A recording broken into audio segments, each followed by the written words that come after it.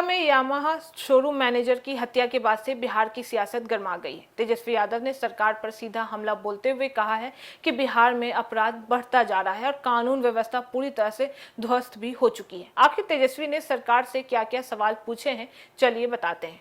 नमस्कार, मैं फरीदा गजा। इस वक्त आप जुड़े हुए एक न्यूज़ 24 के साथ। देखिए, बिहार में अपराध और कानून व्यवस्था को लेकर एक बार फिर से सियासत काफी तेज हो चुकी है। बता देते कि दरभंगा में यामाहा शोरूम के मैनेजर की हत्या के बाद नेता प्रतिपक्ष तेजस्वी यादव ने सरकार पर कई गंभीर सवाल भी उठा दिए। बता देते हैं कि उन्होंने सिर्फ इस हत्या की घटना का मुद्दा नहीं उठाया है, बल्कि बेरोजगारी, महंगाई, पेपर लीक और पुलिस की कार्यशैली को लेकर भी सरकार को घेर दिया है। दरअसल बता देते हैं कि दरभंगा में यामाहा शोरूम के मैनेजर की हत्या के बाद से तेजस्वी यादव पीड़ित परिवार से मिलने पहुंचे हैं। उन्होंने परिवार के लोगों से मुलाकात की है और घटना पर दुख भी जता दिया है।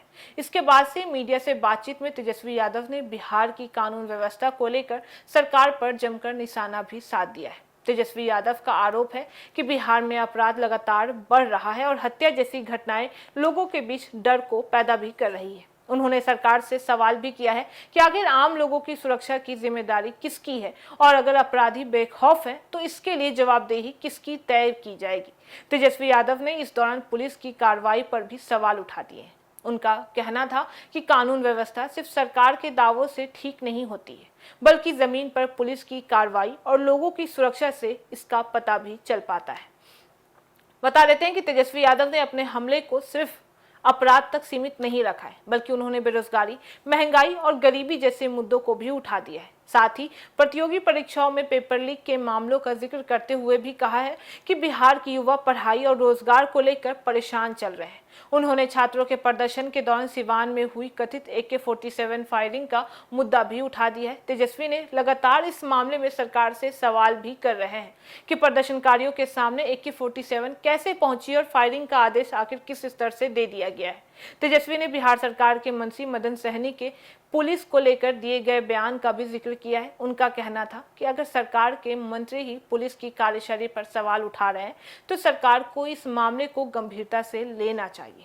हालांकि बता देते हैं कि यह साफ करना जरूरी है कि तेजस्वी यादव ने सरकार पर जो भी आरोप लगाए हैं वे उनके राजनीतिक बयान ही हैं। इन आरोपों की पुष्टि जांच या आधिकारिक रिपोर्ट से होना बाकी भी है।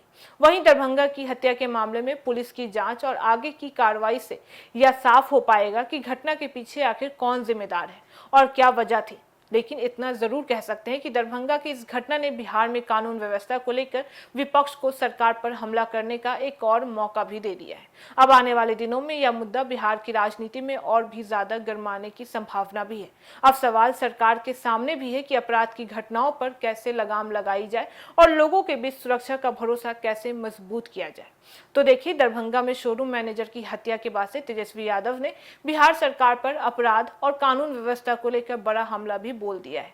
उन्होंने सरकार से जवाबदेही तय करने और आम लोगों की सुरक्षा पर गंभीरता से काम करने की मांग भी कर दी है। लेकिन अब आप बताइएगा कि क्या बिहार में बढ़ते अपराध को रोकने के लिए सरकार को पुलिस व्यवस्था में कोई भी बड़े बदलाव करने की जरूरत है? अपनी राय हमें कमेंट बॉक्स में जरूर बताइएगा। तो फिलहाल इस खबर में बस इतना ही। बाकी से तमाम खबरों के लिए देखते रहिए न्यूज़ 24। हर खबर सबसे पहले, सबसे सटीक। वीडियो को लाइक करें, शेयर करें, चैनल को सब्सक्राइब करना ना भूलें। धन्यवाद।